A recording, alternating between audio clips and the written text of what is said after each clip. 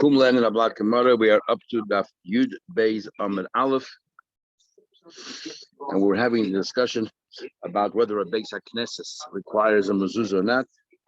And we had a steer and brises, so we said that also we could link together a house, whether it requires a mezuzah, and a house whether leprosy affects it. The dinim are interlinked. So we said there's either an argument of Rameir and Chacham as to whether a house, a Beis HaKnesses requires a mezuzah or not, or we said that even according to Chachamim, that if the Beis HaKnesses has a room there that somebody lives in, then it requires a mezuzah. And the Beis HaKnesses that does not have a room that someone lives in, not require a mezuzah. That's how we reconcile the two brises. Or we said that even the Beis HaKnesses, it depends if it's a large city where it has so many visitors and people coming in that we don't know who the owner is, so that's considered, it's not considered a Beis Hecha, your house, there's no mezuzah, but a Beis HaKnesses, the Kfarim, which is a small regional shul where the people are only locals, everyone knows each other, you are already then you are chayiv and mezuzah. So then we said, are you telling me that krochim, a Beis HaKnesses krochim does not have the inyan of nega, and they want to say mezuzah is potter? We talked about the Yerushalayim, and we said that Yerushalayim there's no negaim. Rabbi Yehuda came along and said that only the Beis Hamikdash is no nega, but in a shul, even in Yerushalayim, there is a nega. So we see that even in the shul the krochim there's a nega.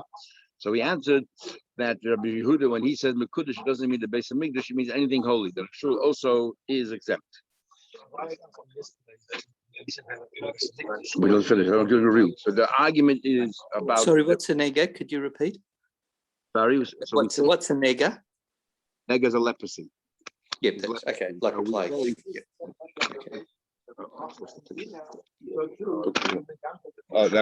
We're saying that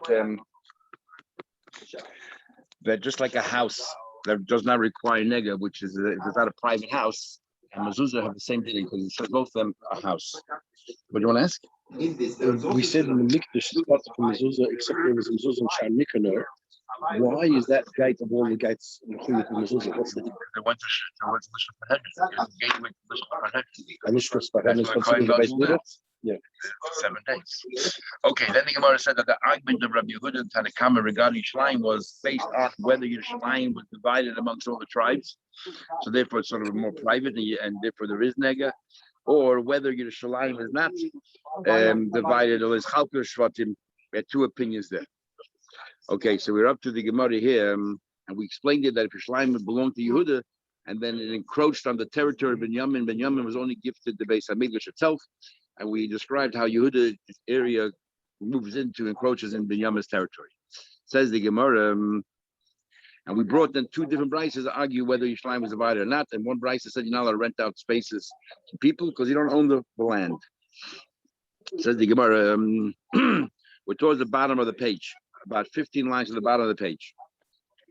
Says the Gemara, with the Kfarim and villages,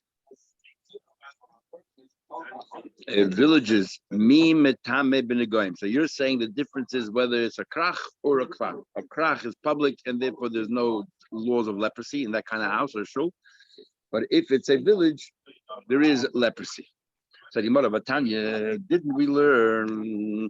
It says in Pasuk, when you come to Yisrael, I will give you a tzaras in your house. It says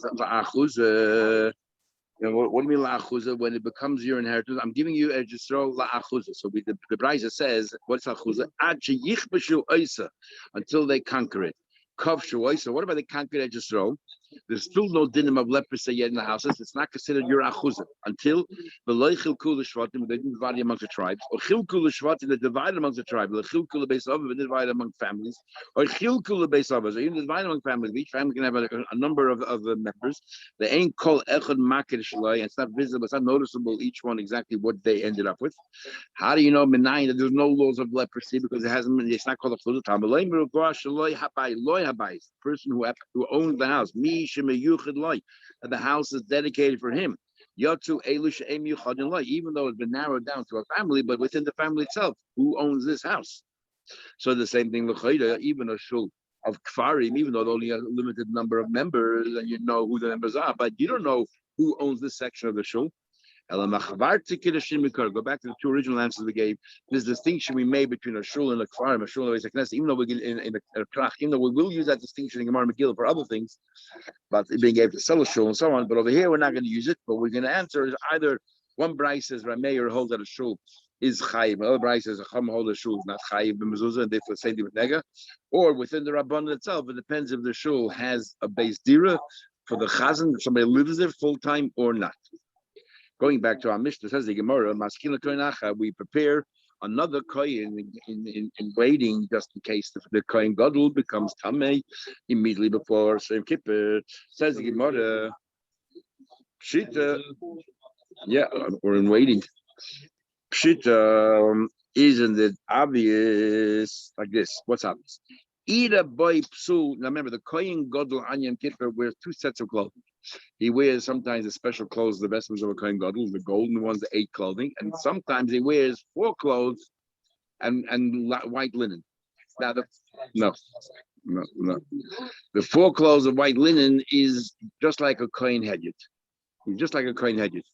So during those activities, he's inside kodesh kedoshim. He's no different than a kohen hedyot. He wears exactly the same clothes as a kohen hedyot. When he steps outside, he wears the clothes of a kohen gadol. Now a kohen gadol has to be anointed, and we have to do 7 days. Remember the maluyim and all that. This kohen in reserve, this kohen in waiting, he does not go through this anointing for 7 days prior. So how does he become anointed to a kohen gadol? Let's say in the morning, if first thing in the morning the kohen gadol became apostle, so the second kohen gadol comes in, and because the Tamid Shachar is done outside, the kohen gadol's activity, he'll be wearing his full clothes. So the clothes demonstrates to everybody that he's a kohen gadol. But if the kohen gadol died, became tamei after the Tamid Shachar, now the next activities are all indoors in kodesh kedoshim. How does the new kohen look like a kohen gadol? He wears exactly the same clothes as he wore yesterday as a kohen hedyot. Says the Gemara, that's for certain. Either by psul koidim Tamid Shachar, if he became apostle before the Tamid Shachar, mechan chinoisa b'Tamid Shachar. How do you how you do that? By Tamid Shachar.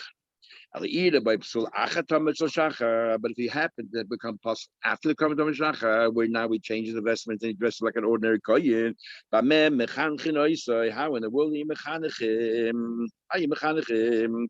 The avodah after Tamid Shachar is 4 clothes like any other kohen hedyot.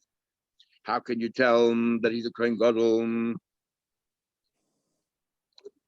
How did he leave his position of being a hedyot, which is that he's wearing now the same clothes or identical clothes what he wore yesterday? Why is it important that everyone has to see? It has to be a mechan chassid. Where's the chinuch? There has to be something here to mechanechim. Sage already asked, what's the problem? Why don't you just put oil on him like you're supposed to do every kohen gadol? There's the answers. We're talking about this man by Sheni when after Yeshio, they didn't have the oil anymore. So what is the mechanechim? He has to wear something that only a kohen gadol is entitled to wear. So that's the chinuch. The gartel. He wears a special gartel. Remember, we had an opinion that the gartel the kohen gadol wore was made out of what do you call it?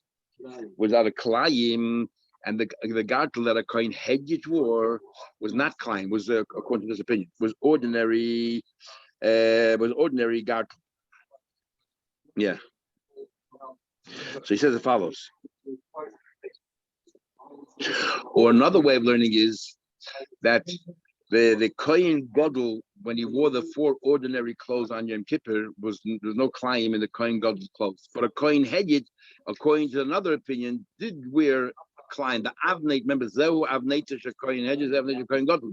They both wore. It says oisam. They both, remember, we donned them both the same thing. So the kohen hedyot is wearing klayim throughout the year, and throughout the year, and the kohen gadol also wore klayim, obviously, except when the avodas pnim, he did not wear klayim. So when this kohen, after the Tamid Shachar, this new kohen gadol, puts on his 4 clothes, and the gadol does not have klayim, then it's self-evident that he is now acting as a kohen gadol. Talk about the gadol. So the 4 clothes that he wears, the gadol does not have klayim as a kohen gadol. That makes sense if you hold that throughout the year, an ordinary kohen wears climb just like the Kohen Gadol. So now that he removed the gartel that was committed a climb, and he puts on the gartel linen that's not climb, fine. As a Kohen head, you also he did not wear what do you call it? Kalayim. What are you going to say then? Okay, yeah. Then throughout the year he didn't wear climb, and now he's not wearing climb. So how can you tell that he's a Kohen Gadol? Can you tell by looking at the garter? There's no difference. Well, you can tell if it's climb because this is white linen, and if it's a climb, it has the other colors. Oh, but Abaye says there is what he does is what we does is in Loive Shmeina, we put on the Kohen Gadol 8 begodim right after Tamar Shachar, and we get him to do a particular avodah. We get him to do an avodah outside so that he should dress up like a Kohen Gadol. What avodah do we get him to do? When he goes over to the Karban Tamid and he uses a fork to turn over the limbs on the Mizbeach. And that's considered an avodah. If any avodah of the day outside, he has to put on the 8 vestments. Yeah, but here it's a fork, as Ashi says in the bottom. But said, Zor doesn't Chai Misa, which demonstrates that this is considered an avodah. And if it's an avodah, the Kohen Gadol has to put on his 8 vestments. So that's what we do. We find a ruse to get him to do some kind of avodah, and therefore he puts on the vestment. Taisha already asked, what if there's a big machlekes of the hat of the Kohen Gadol and the hat of the Kohen Hedjed are the same, because here is called Mikbas and here's called Mitznefes, 2 different names. And so one opinion says they actually have 2 different hats because the Kohen Gadol had to have a tzitz, and the tefillin was between the tzitz and the hat, so his hat had to be smaller. And the Kohen Hedjed didn't have a tzitz, so therefore his hat was bigger. So you could tell from the hat. So his answer is, according to that, not everyone agrees. Others Rishonim hold that the hat is exactly the same, even though we use different terms for it. But Taisa says, even though the hat might be smaller or bigger in size, it's just a question of size. That people, like you asked for the gartel, won't notice. A blend in the gartel, white linen versus a blend, people will notice. In all the kids' pictures, it's very different. What the hats? That's the shit of the river, and that's narrow. Yeah, in other words, what it is, Kohen Gadol. the way they went around. We learned it was Amos and Amos long, as we'll see.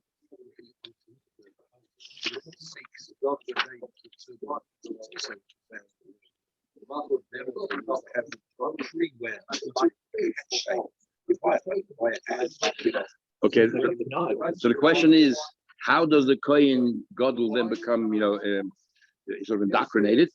So he said, the Papa gives a different answer. He said, the avoid of Yom Kippur, that in itself, is what's mechanechim. And how is that? Because the avoid of Yom Kippur can only be done by a Kohen Gadol. There's a big machlekes of Shonim. When we say the avodah Yom Kippur should be done by a Kohen Gadol, are we talking about strictly the avodas that pertain to Yom Kippur, or all the avodas of the base of Mikdash of that day, including the Tamar Shachar, Tamar Shebelabayim, and all that, also goes to the Kohen Gadol? Because later on the Gemara, we're going to see there were 4 lotteries done on Yom Kippur. And the question, why have any lotteries? The Kohen Gadol does all the activities.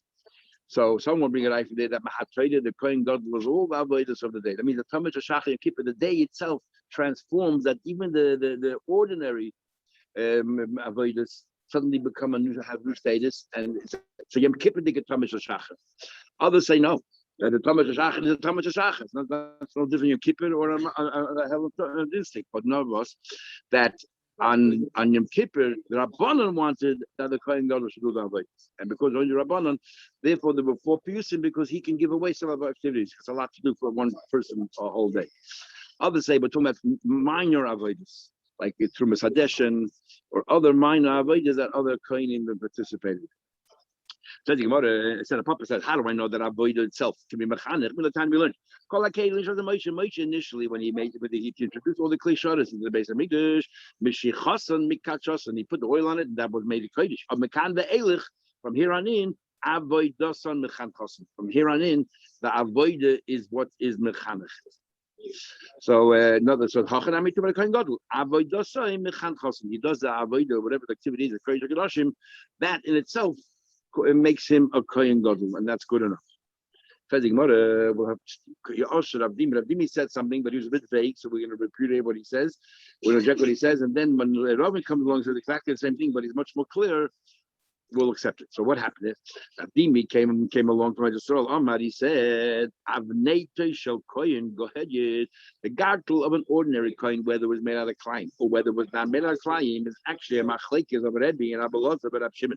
What's going on here? Chad Omar, one of them said, without concluding which one, he said shall climb, that the gargle of a coin hedge was also made out of climb, of a blend, and the Chad Omar shall boots. And the other one says, in this week's Pasha, actually, we learn all about climb, sharpness. And Chad Omar, the other one says, shall boots, no, it's made out of pure linen, the coin hedge, and there's no difference at all.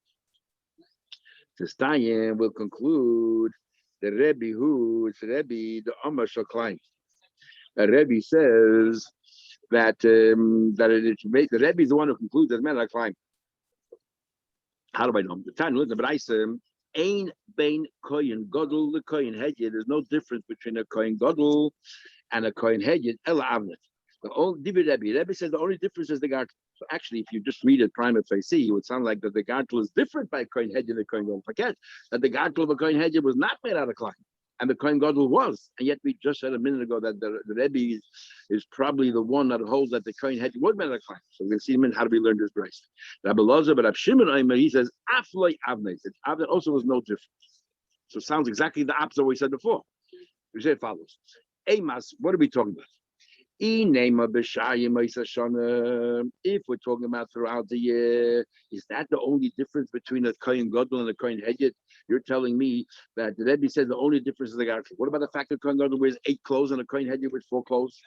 To me, Kohen Gadol Masham is Bishmain, the Hedget Ba'abah. Kohen Gadol has to wear 8 clothes and a Kohen Hedget only wears 4 clothes. Elulav, aren't we talking about the Yom Kippurim? We're talking about the day of Yom Kippur. Oh, and there Rebbe said on Yom Kippur, there's the only difference between Kohen Gadol and Kohen Hedget is the Kohen Hedget is gartel. Now Kohen Gadol, what does he wear on Yom Kippur? No climb. Remember his 4 clothes. We're talking about where the clothes are the same amount. They're both wearing 4. When did the Kohen Gadol wear 4 clothes? When he wore that white linen, and it's exactly the Kohen Hedget. And the only difference then between the Kohen Gadol and Kohen Hedget is whether the Avnet had climbed. So forget by the ordinary Kohen Hedget, his Avnet was climbed. There's no difference in keeping the rest of the year. But the Kohen Gadol, even though he's wearing the same 4 clothes like a Kohen Hedget, but his was not climbed. So we twist around the Bryce. And so the Raya Rebbe holds that the Avnet of a Kohen Gadol was the Avnet Kohen Hedget was climbed. I'm making it's not Raya. Who said? Maybe we're talking about the entire year. Maybe Rebbe holds that a Kohen Hedget did not recline, a Kohen Gadol did recline. You can ask me a question if we're talking about the rest of the year. Why say the only difference is Gadol? There's another major difference. The Kohen Gadol wore 8 clothes and the Kohen Hedget was 4 clothes. So he said that's obvious. I have to tell you, we're talking about the 4 clothes that the Kohen Gadol and the Kohen Hedget have in common. There's still a difference. And that difference is the Gadol, whether it's climb or not. Maybe that's shot. So you have no raya from here how to learn Rebbe. We're talking about the rest of the year. We're talking about the 4 clothes where they both share in common. Ki also Ravin, when Ravin came along, he was much clearer. So we have no, for Ravin came along, we're no smarter or wiser after he said his thing before he said his thing. Ravin came along, Amar, he said, Avneta shekoyin gadol b'yom kippurim, the gadol of the kohen going to keep it divrei hako shabut. Everyone agrees the kohen gadol was linen, there was no climb. B'shayim Ma'izashana Kohen Gadol, the rest of the year, divrei hako shall climb. The Kohen Gadol was no argument. He wore a gadol made out of climb. The argument is Ba'avneta shekoyin hedget, the avnet of a kohen hedget. Bein b'shayim Ma'izashana, bein b'yom kippurim, the rest of the year. Rebbe says shall climb. Rebbe says that the gadol was made out of climb. And I want that the gadol of a kohen hedget made out of climb, and there's no difference. The kohen gadol, the only chilik is kohen gadol wore 8 clothes, and the kohen hedget wore 4 clothes. Otherwise, there's no difference. And Rabbi Shimon shell boots. The kohen hedget wore also ordinary, and the kohen gadol wore out of climb. Now, we learned a number of times. We had different machlekes, actually before the Gemara as well, and throughout Shas. How do we view a kohen? Is a kohen gadol, first of all, kohen, an ordinary kohen, is a kohen a yisrael, but better, or has more dinim, or Kohen is a separate nation altogether? Kohen Gadol is the same question. Is a Kohen Gadol an ordinary Kohen but a step up, or a Kohen Gadol is a whole new mitzvah, a whole new gather? And that's the machlekes. If a Kohen Gadol and a Kohen Hedger are the same thing, the Torah that comes along and says, but a Kohen Gadol should put on 4 clothes, and that's the only difference, because all he is a step up. What's a step up? The 4 clothes. But if you learn that a Kohen Gadol is a whole different dimension, then it doesn't matter what he wore as a Kohen Hedger. Everything changes, including the gadol, which is one of the 4 vestments that Kohen Hedget wore. also changes. Tell you what, right? Nachman by Yitzchak, says, in fact, this argument we also learned elsewhere. It says in the pasuk that the kohen should put on his clothes and so on, and then it says first starts with saying the lav kohen midday bad, and then it says again yilbash absor. It says again yilbash. Why does it say again yilbash? Lahavi, sorry, matam yilbash. Why does it have to say yilbash? We're going to bring an idea here that Rebbe is going to hold that a kohen hedges, the gartel was also made out of klime. So why did it say yilbash again? And we're talking here about Truma Sadesh. They should go out and bring, the shovel full every single morning. They should put on these clothes. Which, why say yilbash again? Lahavi, to tell you that even though the pasuk only talks about 2 items of clothing, in fact, he also has to put on the other 2 items as well. A kohen hedged, when he does his avodah, has to wear all 4 clothes. Otherwise, it's mechusar begadim. Lahavi, to include, even though the pasuk mentioned it, mitznefet, he has to wear his hat. The avnei, he has to wear his garten. Laharama sadeshin, when it comes to truma sadesh. Divrei Rabbi Yehuda. Rabbi says, no, lahavi big day kohen gadol b'yom haKippurim. The clothes of the kohen gadol when Yom Kippur, the 4 items of clothing that he wore. What do you do with it after Yom Kippur? During a year, he never wears those clothes. He wears 8 clothes. What do you do with it? So when Tanakama says you burn it, you hide it. The Rabbi Yehuda says no. The kohen gadol can't use it again, but a kohen head you can wear it because it's not a problem. A kohen head you can wear it. No. The 4 items of clothing, the linen, beloved, which is exactly like a kohen hedge, you can wear as well. And the Tanakama says no, a kohen hedge cannot wear it. And this again, they want to say that the same machlekes for a kohen gadol is a kohen hedge. Then why can't a kohen hedge wear it? But kohen gadol is a whole different dimension, and he can't wear it.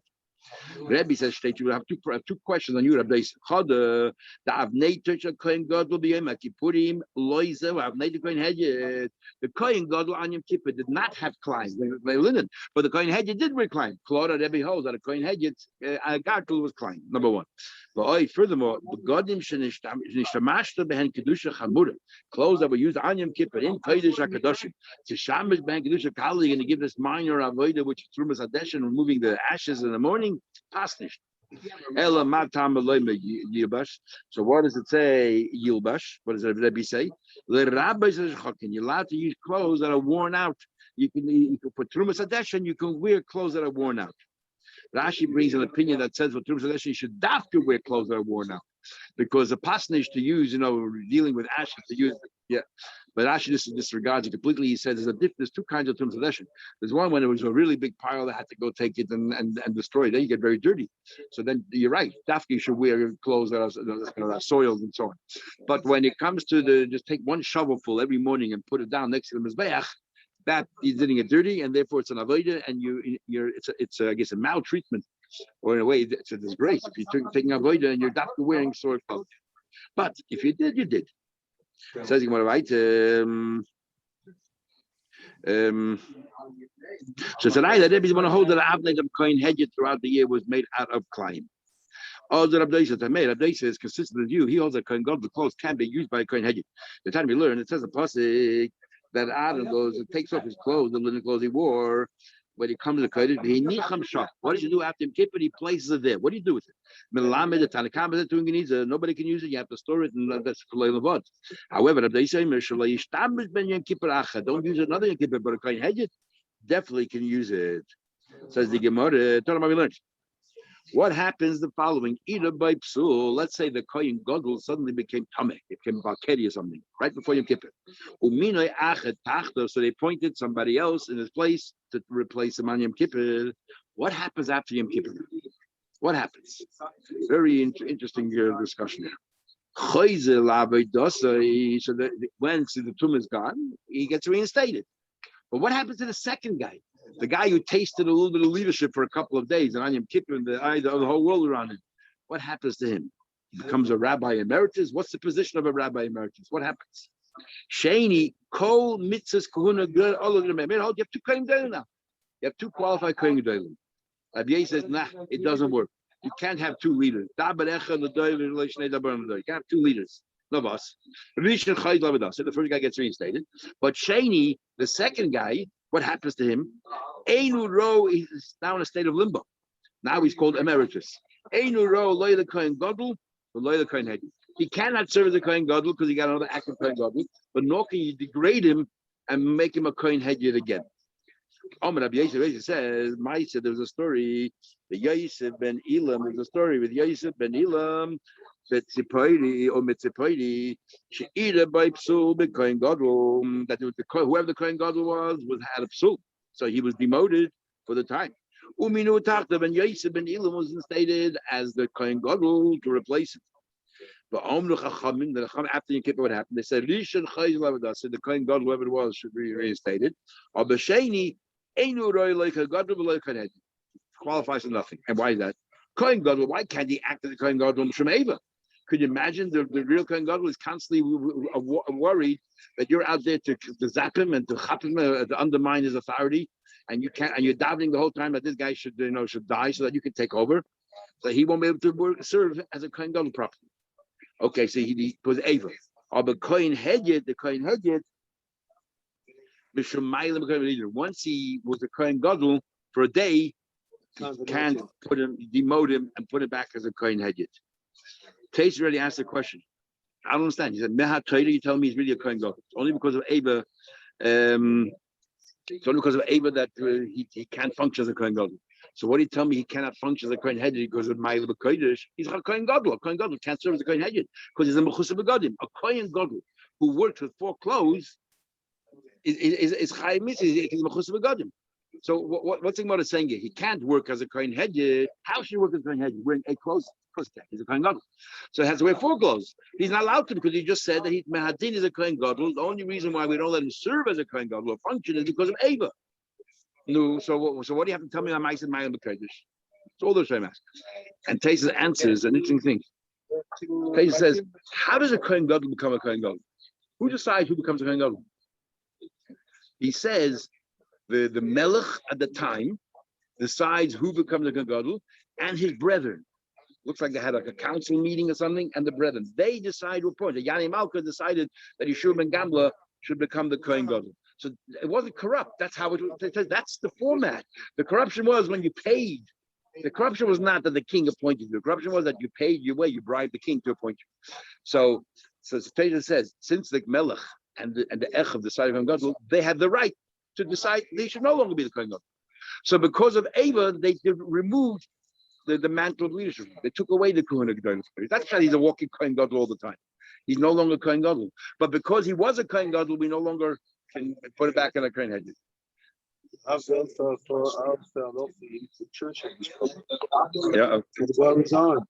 So the question is, is it worth being a hero for a day, even though the rest of your life you have no job? Right.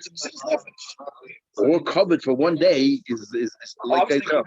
Whole problem is you're talking about the Kohen Gadol. You know, the Kotzker Rebbe said for all of their he's going to be jealous. Well, the Kotzker Rebbe says that actually we learned that Kohen Gadol should be involved in making the Ibiyah because he's very selfish. He wants your kippah to be in the summer, so he'd rather not make it exactly. So they think about themselves.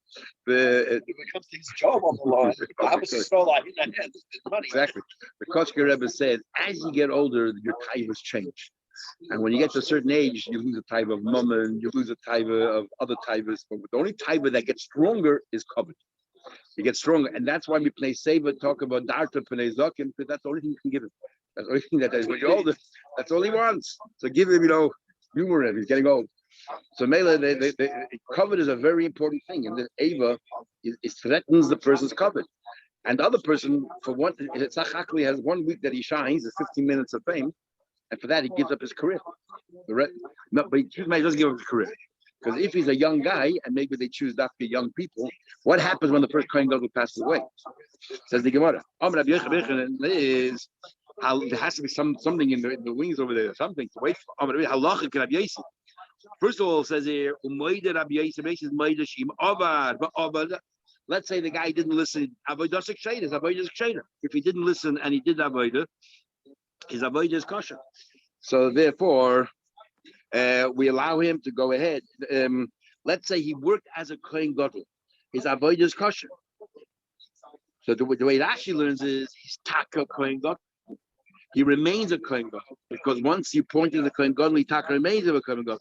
So he works as a Kohen Gadol. He can never work in foreclosed because then we possible the Mechusar Begadim. So Rashi said we don't ever remove from him the Kahuna Gedolah, but we have the right to say, only the king can say, you're a Kohen Gadol, but I don't want you to work as a Kohen Gadol. And the question is, the Kohen Gadol, they could have taken away the Kohen Gadol. So we're explaining, you know why we did not take away the Kohen Gadol. But you know why we didn't take it away? Because of Mayim B'Kodesh. Really, we could have taken it away, but we decided not to take. Mayim B'Kodesh explains why the king does not remove him completely from his Kohen Gadol.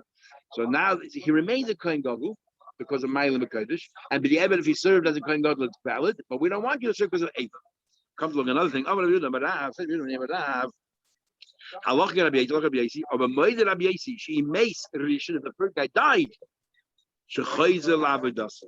that the second guy then takes over. So there's some kind of benefit. So you would think that the guy that takes his replacement shouldn't be an older guy, should actually be a younger guy to outlive him.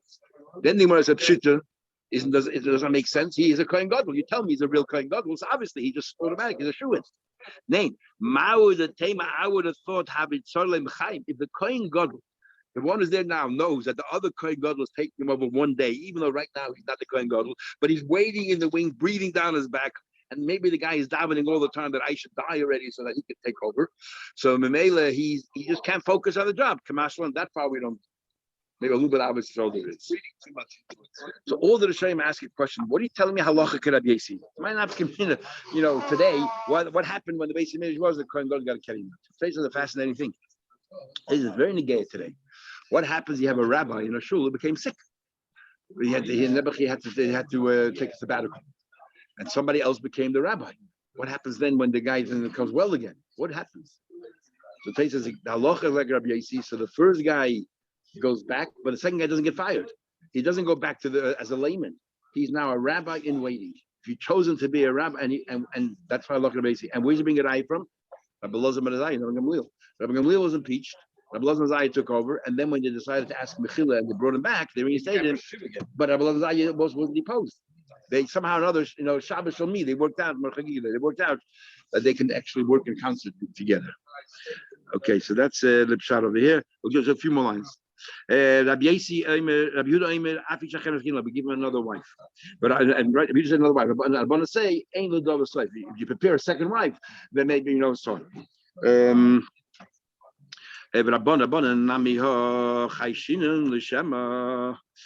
you're telling me that Rabbanan say, no, we're not worried about, you don't need a second wife. But Rabbanan are minded that we need a second Kohen Gadol. So what's the chilik?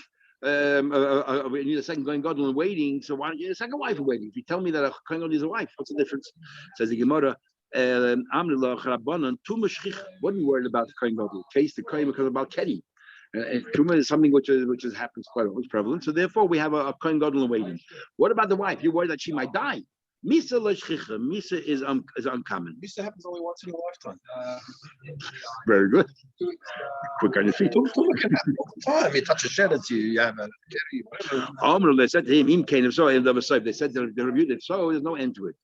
So Shapa Karmelite Rabbi Yehuda, they had a very good honor. What Takis what Rabbi Yehuda have another wife. New if another wife, have another Kohen. There's no such. What do you